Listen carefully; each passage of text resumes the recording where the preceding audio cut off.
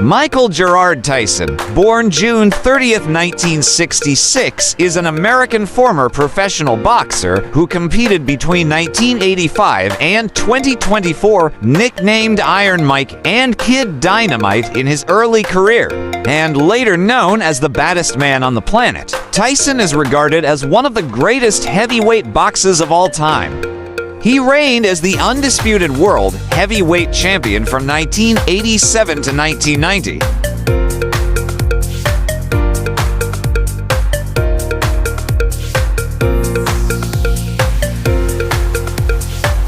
Tyson won his first 19 professional fights by knockout, 12 of them in the first round.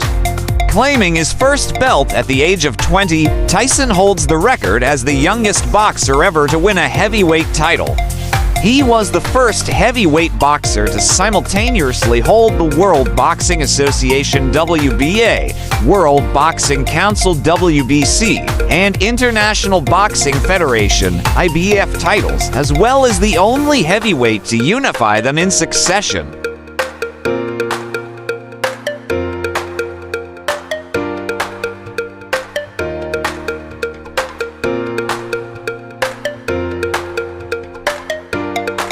The following year, Tyson became the lineal champion when he knocked out Michael Spinks in 91 seconds of the first round.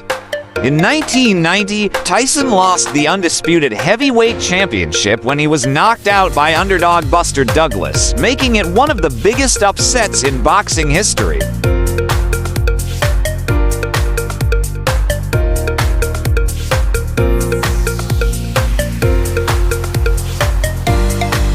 In 1992, he was convicted of rape and sentenced to 6 years in prison. He was released on parole after 3 years. After his release in 1995, he engaged in a series of comeback fights, regaining the WBA and WBC titles in 1996 to join Floyd Patterson, Muhammad Ali, Tim Witherspoon, Evander Holyfield, and George Foreman as the only men in boxing history to have regained a heavyweight championship after losing it.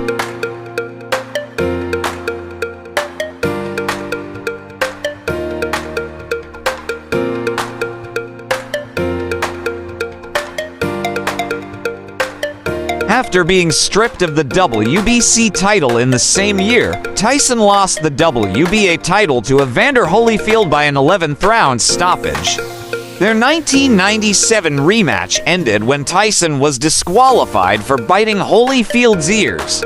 In 2002, Tyson fought for the World Heavyweight title, losing by knockout to Lennox Lewis. In November 2024, his bout against Jake Paul, which he lost via unanimous decision, became the biggest boxing gate in U.S. history outside of Las Vegas.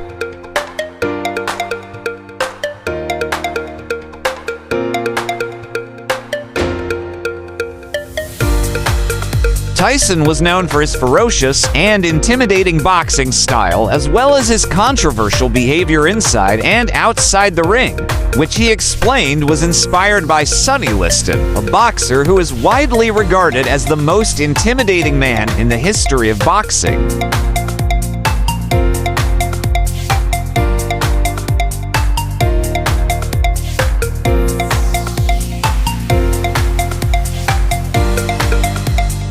With a knockout-to-win percentage of 88%, he was ranked 16th on the Ring magazine's list of 100 greatest punchers of all time, and first on ESPN's list of the hardest hitters in heavyweight history.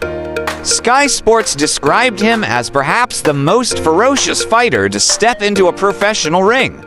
He has been inducted into the International Boxing Hall of Fame and the World Boxing Hall of Fame.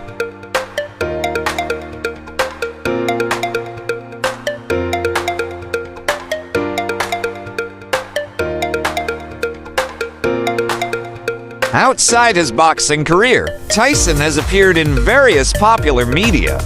He appeared in the well-received movies Rocky Balboa in 2006 and The Hangover in 2009.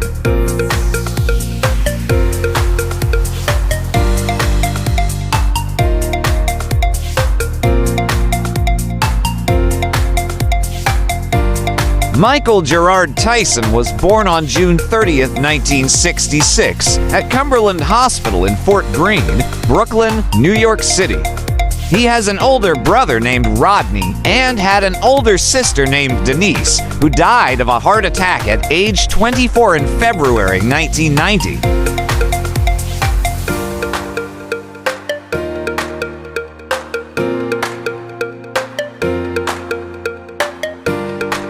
Tyson's mother, born in Charlottesville, Virginia, was described as a promiscuous woman who might have been a prostitute. Tyson's biological father is listed as Purcell Tyson, a humble cab driver who was from Jamaica on his birth certificate, but the man Tyson had known as his father was a pimp named Jimmy Kirkpatrick.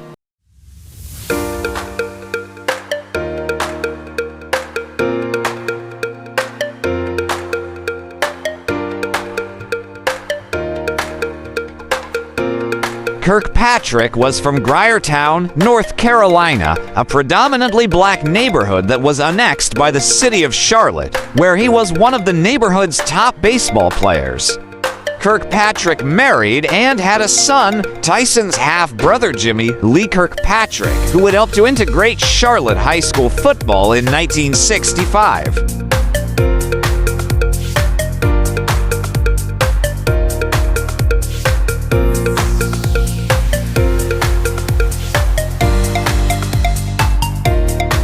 In 1959, Jimmy Kirkpatrick left his family and moved to Brooklyn, where he met Tyson's mother, Lorna Mae Tyson. Kirkpatrick frequented pool halls, gambled, and hung out on the streets. "My father was just a regular street guy caught up in the street world," Tyson said. Kirkpatrick abandoned the Tyson family around the time Mike was born, leaving Tyson's mother to care for the children on her own.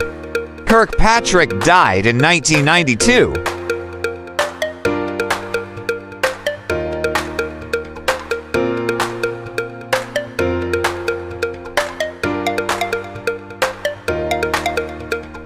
Tyson's mother died when he was 16, leaving him in the care of D'Amato, who would become his legal guardian. Tyson later said, "I never saw my mother happy with me and proud of me for doing something. She only knew me as being a wild kid running the streets, coming home with new clothes that she knew I didn't pay for. I never got a chance to talk to her or know about her. Professionally, it has no effect, but it's crushing emotionally and personally."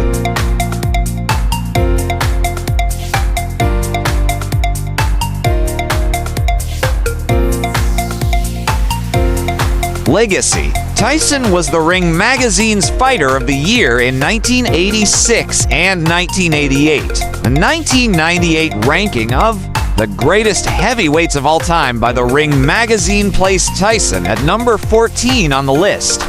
Despite criticism of facing underwhelming competition during his run as champion, Tyson's knockout power and intimidation factor made him the sport's most dynamic box office draw.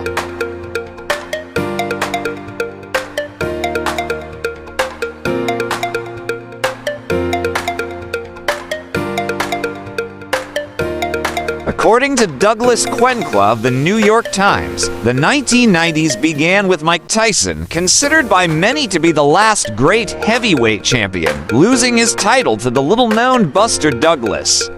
7 years later, Mr. Tyson bit Evander Holyfield's ear in a heavyweight champion bout, hardly a proud moment for the sport.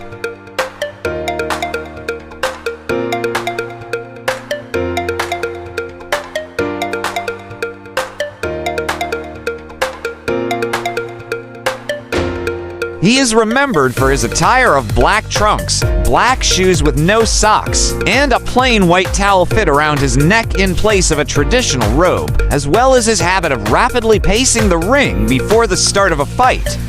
In his prime, Tyson rarely took a step back and had never been knocked down or seriously challenged.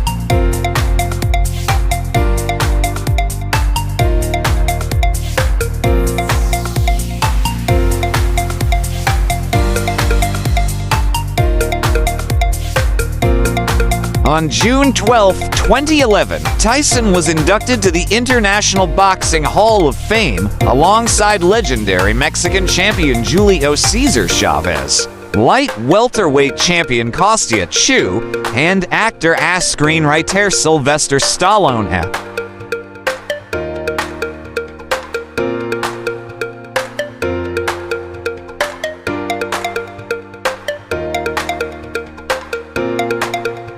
In 2013, Tyson was inducted into the Nevada Boxing Hall of Fame and headlined the induction ceremony. Tyson was inducted into the Southern Nevada Hall of Fame in 2015 along with 4 other inductees with ties to Southern Nevada.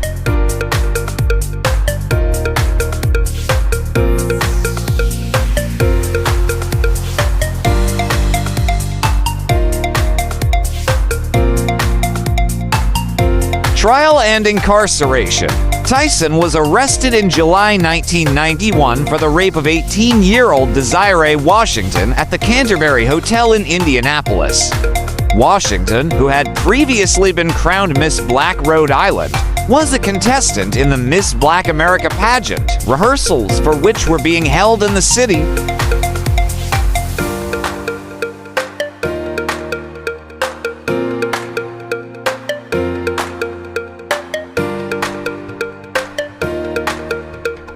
Tyson was charged with 1 count of rape, 2 counts of criminal deviant conduct, and 1 count of criminal confinement charges that carried a maximum sentence of 63 years. Tyson's rape trial at the Marion County Superior Court lasted from January 26 to February 10, 1992.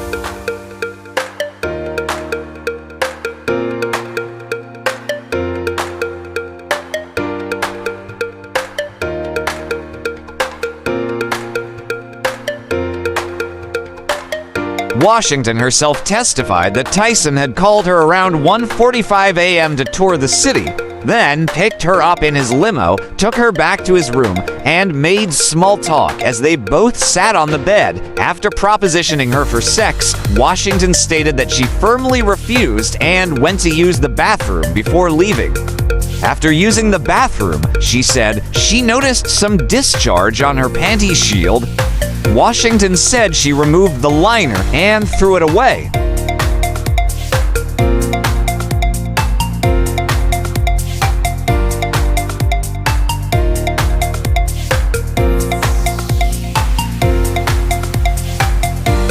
When she came out, Tyson then pulled her to the bed, pinned her down, and raped her. She testified, "He was mean, evil," she said. "I got on top and started to try to get away, but he slammed me down again." 3 days after the assault, Washington went to the police and accused Tyson of rape.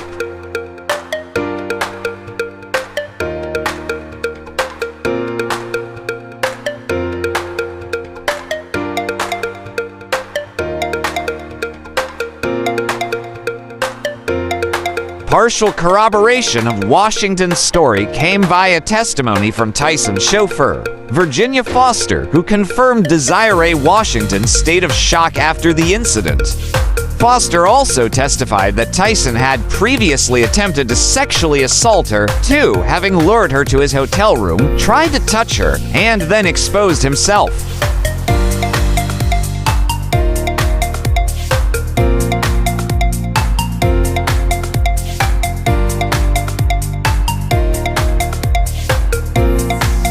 Further testimony came from the emergency room physician, Dr. Thomas Richardson, who examined Washington after the incident and confirmed that Washington's physical condition was consistent with rape. Richardson testified that Washington had suffered to small vaginal abrasions, consistent with 20–30% of the injuries seen in sexual assault cases, and that in approximately 20,000 cases over a period of 20 years, only twice had he ever seen such abrasions following consensual sex.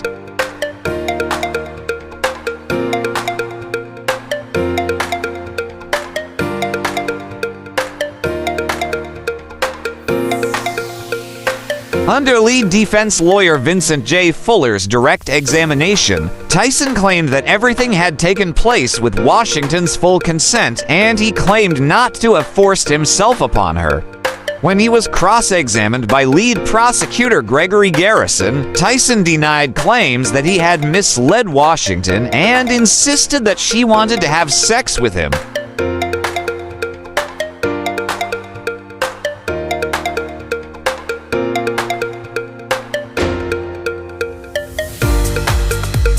In a misguided attempt to show that Washington must have known that Tyson wanted sex, the defense called witness after witness to testify about their client's lewd remarks and crude behavior during his encounters with the Miss Black America contestants, and even with Washington herself.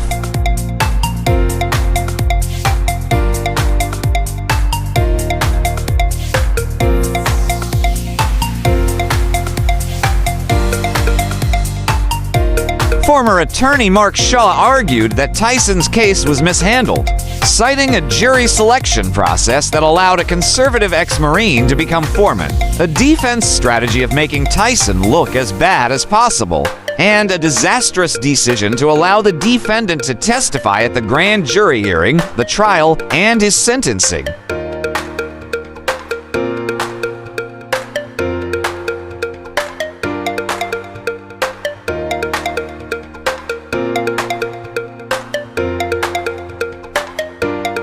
One of the most skillful and respected defense attorneys not only in Washington, but in the country, the defense team embarked on a game plan filled with ill-fated decisions and questionable strategies.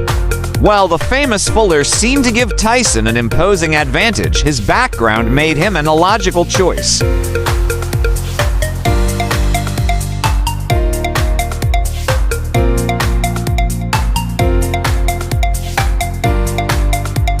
Though he'd represented such notables as John Hinckley Jr. and junk bond king Michael Milken, his reputation came mostly from federal court white-collar cases such as tax fraud and bribery. He simply wasn't familiar with the rough and tumble county criminal courts and lacked recent experience in sex crime cases.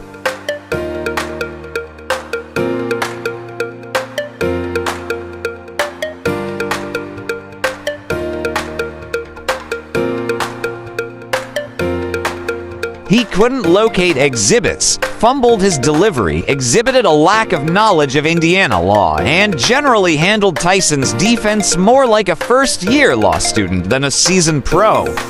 Tyson was convicted of the rape charge on February 10, 1992, after the jury deliberated for nearly 10 hours.